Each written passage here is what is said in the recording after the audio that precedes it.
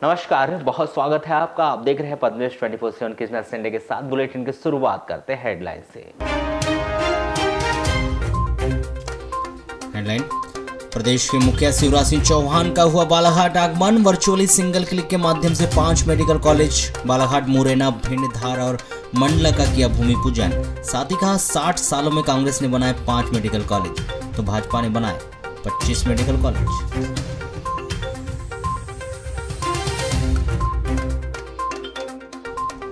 3 वर्षों से मेडिकल की परीक्षा नहीं होने से नर्सिंग की पढ़ाई कर रही छात्राओं ने अंबेडकर चौक में किया चक्का जाम। परीक्षा नहीं तो वोट नहीं के लगाए नारे।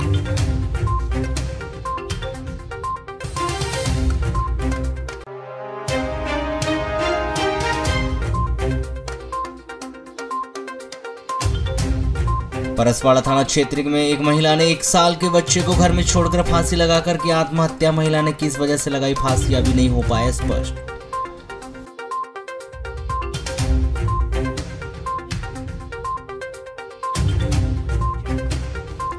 खेत में कीटनाशक दवाई का छिड़काव करते समय कीटनाशक के प्रभाव में आने से कृषक की हुई मौत। लामता थाना क्षेत्र के अंतर्गत ग्राम सेरवी की घटना।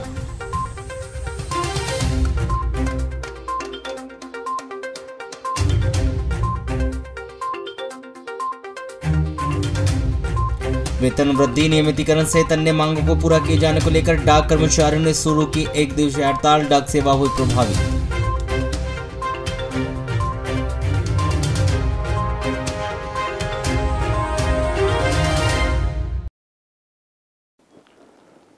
तीन वर्ष पूर्व जो विद्यार्थी फर्स्ट ईयर में थे, आज 3 वर्ष बाद भी वही विद्यार्थी फर्स्ट ईयर में ही।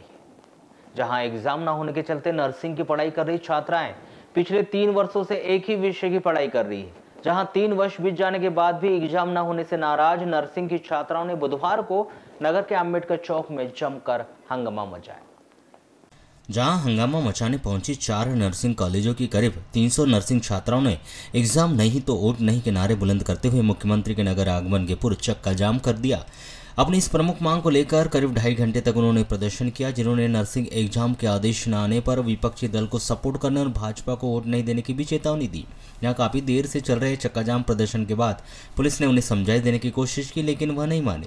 उनका प्रदर्शन जारी रहा, जिसके बाद चारों कॉलेज के 2-2 विद्यार्थियों का एक दल बनाकर पुलिस ने मुख्यमंत्री से मिलने उस दल को उत्कर्ष विद्यालय मैदान पर पहुंचाया और प्रदर्शन कर रही बाकी छात्रों को चक्का जाम प्रदर्शन समाप्त कर उन्हें एक साइड खड़ा कर दिया गया। इसके कुछ देर बाद यह मामला शांत हो गया। छात्राओं का कहना था कि बालाघाट सहित प्रदेश भर में नर्सिंग कॉलेजों के लाखों विद्यार्थियों का भविष्य खतरे में आ गया है, क्योंकि 2019 से कॉलेजों में परीक्षा नहीं हुई। आर्थिक रूप से कमजोर छात्र छात्राओं के पालक कर्जे लेकर बच्चों को पढ़ा रहे, फिर भी उनकी एग्जाम नहीं ली जा रही। जहां 3 वर्ष से परीक्षा का आयोजन न होने के चलते वर्ष 2019 में फर्स्ट ईयर में एडमिशन लेने वाले आज भी फर्स्ट ईयर में ही है, वहीं फाइनल ईयर के विद्यार्थी आज भी फाइनल ईयर में ही अटके हुए, जिसके चलते उन्हें आर्थिक व मानसिक परेशानियों का सामना करना पड़ रहा है। जिन्होंने प्रदेश सरकार के खिलाफ प्रदर्शन करते हुए एग्जाम नहीं तो वोट नहीं का नारा लगाया और मुख्यमंत्री के खिलाफ जमकर नारेबाजी करते हुए चक्का जाम भी कर दिया गया था।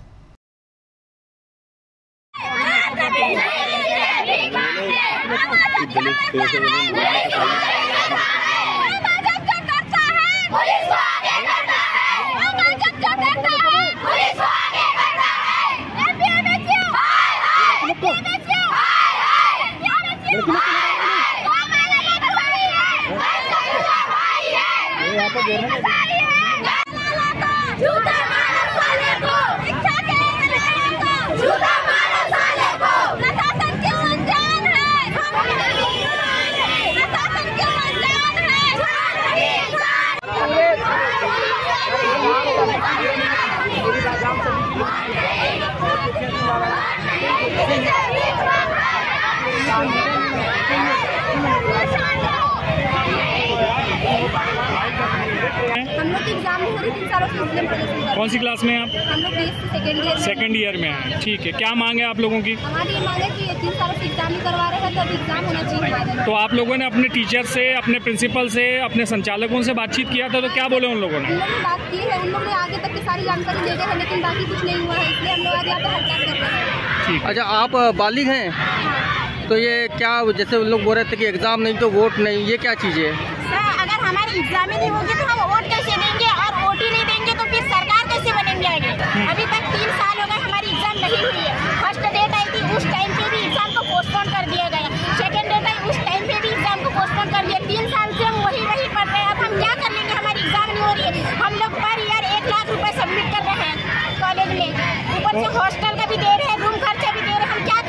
कौन सी क्लास में आप? सर मैं BSc second year. Second year की 3 साल से परीक्षा नहीं हुई है, ठीक है। तो ये BSc फर्स्ट ईयर की भी नहीं हुई है, थर्ड ईयर की? फर्स्ट ईयर की भी नहीं है, 19-20 की भी नहीं हुई है, 20-21 की भी नहीं हुई है और 20 की भी नहीं हुई है। मतलब फर्स्ट ईयर, सेकंड ईयर और फाइनल ईयर की परीक्षाएं नहीं हुई? किसी की भी नहीं हुई है सर। बेटा ऐसे कितने छात्र हैं आप लोग स्टूडेंट हैं जो परीक्षा से वंचित हैं?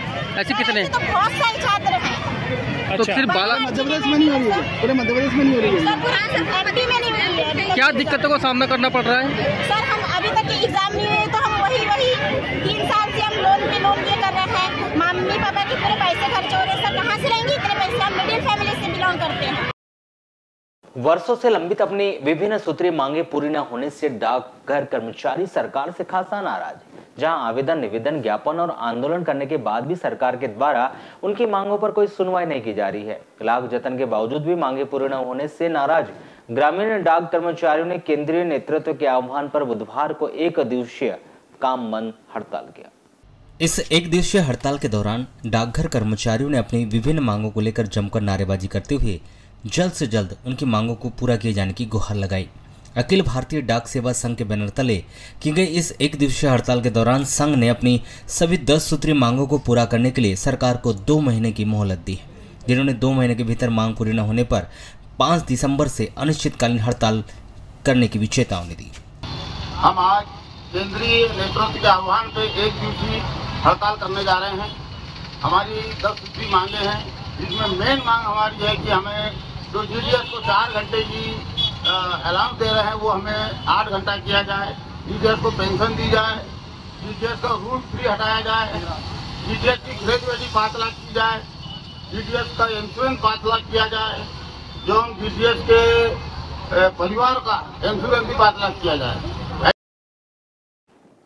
आदिवासी गोवारी समाज को OBC से विलोपित कर अनुसूचित जनजाति का प्रमाण पत्र दिए जाने की वर्षों से मांग कर रहे आदिवासी गोवारी समाज ने अपनी इसी मांग को लेकर नगर में रैली निकालकर धरना प्रदर्शन किया। जहां नगर के जयस्तंभ चौक पर किए गए इस प्रदर्शन के दौरान आदिवासी गोवारी समाज के प्रतिनिधिमंडल ने बुधवार को मुख्यमंत्री के नगर आगमन पर पुलिस लाइन पहुंचकर मुख्यमंत्री से मुलाकात की, जहां उन्होंने सौंपे गए इस ज्ञापन में भारत सरकार और मध्य प्रदेश सरकार के राजपत्रित आदिवासी गोवारी समाज का नाम अनुसूचित जनजाति में होने और वर्ष 2018 में अनुशंसा में गोवारी समाज को अनुसूचित जनजाति का प्रमाण पत्र देने आदेश जारी होने के बाद भी अब तक उन्हें इसका लाभ न मिलने की शिकायत की, जिस पर मुख्यमंत्री शिवराज सिंह चौहान ने यथाशीघ्र ही उनकी इस मांग को पूरा किए जाने का भी आश्वासन दिया। इसके चलते आदिवासी गोवारी समाज ने मुख्यमंत्री को काले झंडे दिखाकर उनका विरोध करने का फैसला स्थगित कर दिया गया। हट्टा पुलिस ने पिछले 1 माह से लापता एक नाबालिग लड़की को आंध्र प्रदेश राज्य के जिला कृष्णा भवानीपुर भोलापुरी कॉलोनी में एक युवक के साथ दस्तयाब कर उसे उसके परिवार के हवाले कर दिया तथा इस नाबालिग लड़की को अपहरण कर उसके साथ दुष्कर्म करने के आरोप में युवक को गिरफ्तार कर लिया है। गिरफ्तार युवक राहुल पिता शुक्लाल टेकाम 22 वर्ष ग्राम लोहारा थाना हट्टा निवासी है, जिसे न्यायिक अभिरक्षा में जिला जेल भिजवा दिया गया है।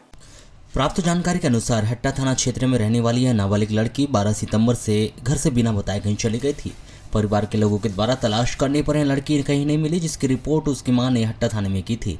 हट्टा पुलिस ने इस नाबालिग लड़की को बहला फुसला कर भगाकर ले जाने के आरोप में अज्ञात आरोपी के विरुद्ध अपराध क्रमांक 168/2023 में धारा 363 के तहत अपराध दर्ज किया था। इस नाबालिग लड़की की तलाश की जा रही थी। 1 माह से इस नाबालिग लड़की की जा रही तलाश के दौरान हाल ही में सूचना मिली कि यह नाबालिग लड़की आंध्र प्रदेश राज्य के जिला कृष्णा भवानीपुर गोलपुरी में स्थित श्री कृष्ण निर्माणाधीन भवन में काम कर रही है। इस सूचना पर हट्टा पुलिस की एक टीम आंध्र प्रदेश भेजी गई। 2 अक्टूबर को हट्टा थाने की इस पुलिस की टीम ने लड़की को कृष्णा जिले के भवानीपुर गोलीपुर कॉलोनी से तलाश शुरू की थी। इस दौरान यह नाबालिग लड़की राहुल टेकाम के पास मिली, जिसे राहुल के कब्जे से दस्तयाब कर दोनों को हट्टा थाना लाकर पूछताछ करने पर इस लड़की ने अपने बयान में राहुल टेकाम के द्वारा उसे बहला फुसला कर अपने काम करने की जगह बुलाकर उसके साथ दुष्कर्म करना बताया। इस नाबालिग लड़की के बयान के बाद इस मामले में धारा 366, 376 भारतीय दंड विधान की धारा 3/4 लैंगिक अपराधों से बालकों का संरक्षण अधिनियम के तहत अपराध का इजाफा किया गया। हट्टा पुलिस ने 3 अक्टूबर को राहुल टेकाम को इस नाबालिग लड़की का अपहरण और दुष्कर्म करने के आरोप में विद्वान अदालत में पेश कर दिया गया, जहां से उसे न्यायिक अभिरक्षा में जेल भिजवा दिया गया।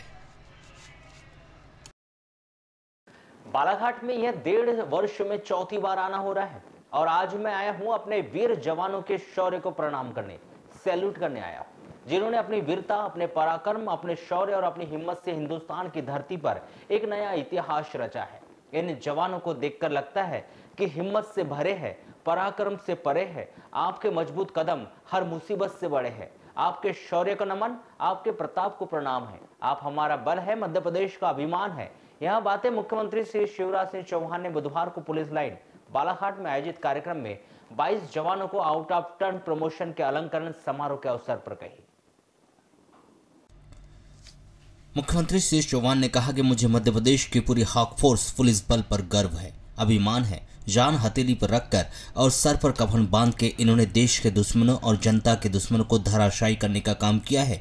एक जमाना था जब उत्तरी मध्य प्रदेश में डकैतों का आतंक था। तब मैंने ग्वालियर की धरती पर जाकर कहा था कि मध्य प्रदेश की धरती पर या तो डाकू रहेंगे या शिवराज रहेगा, दोनों एक साथ नहीं रह सकते।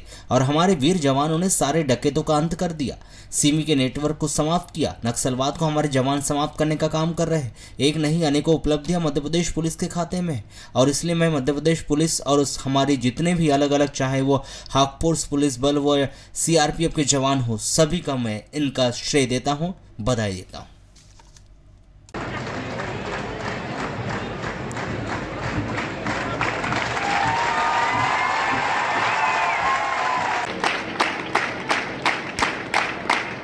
प्रधान आरक्षक ब्रजेश चीजाम को पदोन्नत कर सहायक उप निरीक्षक बनाया जा रहा है।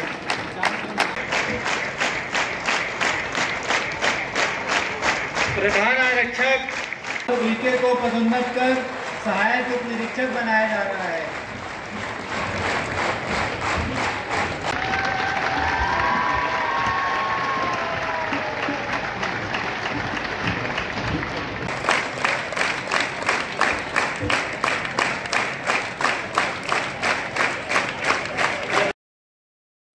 परसवाड़ा थाना क्षेत्र के अंतर्गत आने वाले ग्राम उड़दना में एक 34 वर्षीय महिला ने अपने एक साल के बच्चे को घर में छोड़कर फांसी लगा ली। परसवाड़ा पुलिस ने उड़दना से लोटमारा रोड जंगल से मृतिका सुशीला पति मुन्नालाल वरकड़े 34 वर्ष के शव मौके से बरामद किया है और पोस्टमार्टम करवाकर शव परिजनों को सौंप दिया है। इस महिला ने किस वजह से फांसी लगाकर आत्महत्या की है, यह अभी स्पष्ट नहीं हो पाया है।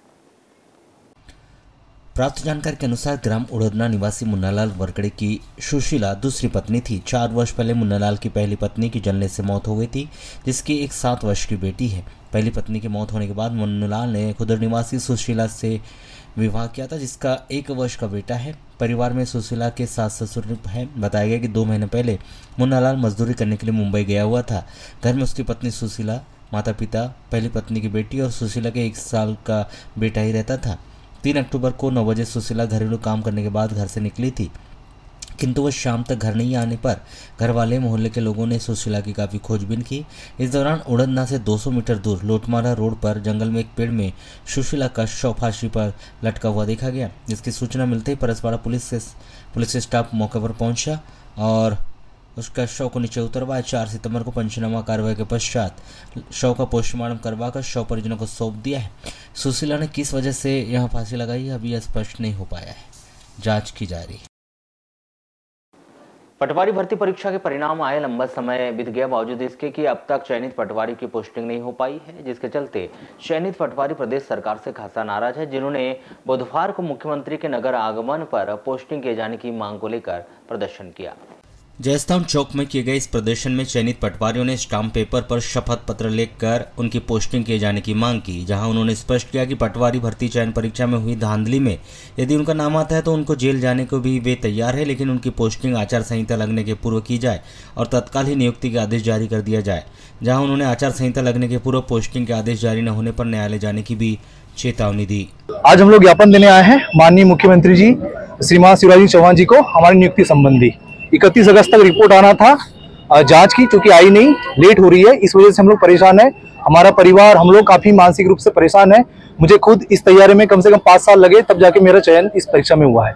आज हम लोग ज्ञापन देने आए, पर हम लोग को जगह नहीं मिल पा रही खड़े रहने के लिए। हम लोग परेशान हो रहे हैं बस कुल मिला के। क्या मान रहे हैं कि 1 साल हो गया जी, 3 महीने हुए हैं। हमारी मांग यही है, अगर जांच में देरी हो रही तो हमें समांतर नियुक्ति दे दी जाए। एक एग्जाम्पल है बहुत अच्छा यूपीएसआई का। यूपीएसआई में ये हुआ था, उसमें भी धांधली के आरोप लगे थे, तो उसमें ज्वाइनिंग दे दी गई थी और शपथ पत्र ले लिया गया था। ग्रामीण थाना क्षेत्र के अंतर्गत आने वाले ग्राम लिंगा स्थित अग्रवाल राइस मिल में मजदूरी करने आए एक मजदूर को संदिग्ध स्थिति में उसकी मौत हो गई। मृतक मजदूर धनसिंह पिता समरू मरकाम 30 वर्ष ग्राम हीरापुर थाना गढ़ी निवासी है।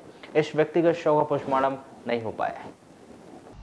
बताया गया कि 3-4 दिन पहले धनसिंह मरकाम अपने गांव के 5-6 लोगों के साथ काम करने के लिए लिंगा के राइस मिल आया था और सभी लोग राइस मिल के ही कमरे में रहते थे और हमाली करते थे। 4 अक्टूबर को 2:30 बजे करीब धनसिंह मरकाम अपने गांव के अन्य लोगों के साथ कमरे में खाना खा रहा था, तभी अचानक उसकी तबीयत खराब हो गई। उसे मिल के मालिक ने जिला अस्पताल लाया, किंतु चिकित्सक ने उसे मृत घोषित कर दिया। संभावना व्यक्त की जा रही कि इस व्यक्ति की हृदय गति रुक जाने से मौत हुई होगी। जिला अस्पताल पुलिस ने शाम हो जाने से इस व्यक्ति का पोस्टमार्टम नहीं हो पाया है, जिसे मशहूरी में सुरक्षित रखवा दिया गया है।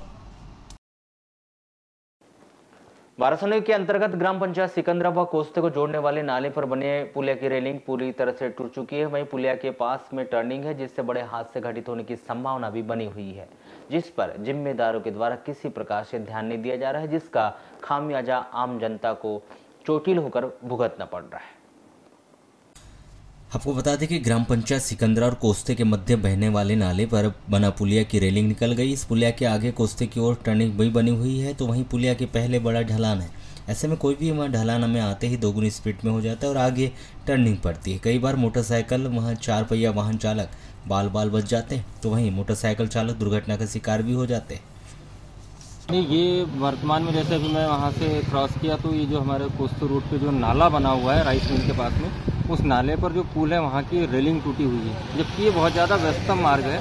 काफ़ी बड़ी बड़ी गाड़ियों का आना जाना यहाँ से होता है, जिससे छोटी गाड़ी वाले एकदम असहज होकर के वहाँ पर पुलिया के किनारे एकदम खड़े हो जाते हैं। कहीं ना अनायास कभी कोई बड़ी दुर्घटना हो उससे पहले चाहिए कि शासन प्रशासन उसकी ओर ध्यान दे और उसको अपना सिकंदरा का पुलिया इसकी जो साइड के पाइप जो टूट गए, यदि पाइप बन जाते तो ज़्यादा तो कोई भी आदमी जाके ना गिर जाता है नाले के अंदर, कभी जो हादसा हो सकता है। हुए हैं हादसा तो कई लोग गिरते हैं, जैसे टर्निंग में रोड है तो जब जाते अपना गिर जाते हैं ना, गिर गए हैं कई लोग। एक बार तो मैं भी जाती मेरी मतलब जीप आ रही थी और मैं जाके एकदम अनियंत्रित हो गई थी। अनियंत्रित हो गया, वो तो गनीमत है कि पाइप था तो पकड़ के रहा मैं। कोस्ते के बीच में हमारा नाले का पुल है, ये क्या है टर्निंग पे है और टर्निंग पे होने के कारण इसमें कई बार पहले भी गाड़ियां जो है वो दुर्घटनाग्रस्त हो चुकी है। एक बार तो बीच में करीब 3 से 4 साल पहले एक 4 व्हीलर है पूरी की पूरी पलट गई थी, उसमें करीब 8-9 लोग थे, वो पूरे पानी में चले गए थे। वो सामने में जो राइस मिल दिख रही है ना, उसमें जो वर्कर है उन लोगों ने उनको बचाया था। और ऐसे पहले भी इसके पहले भी ऐसी घटनाएं हो चुकी है। रात में 2 व्हीलर से जाओ, लाइट सामने से अगर किसी गाड़ी का पड़ जाता है तो फिर दिखता नहीं है। रेलिंग टूट जाने की वजह से कई बार अनियंत्रित होकर के गाड़ियाँ नाले की ओर हो जाती है, कुछ लोग बच जाते, कभी कोई गिर भी जाते हैं।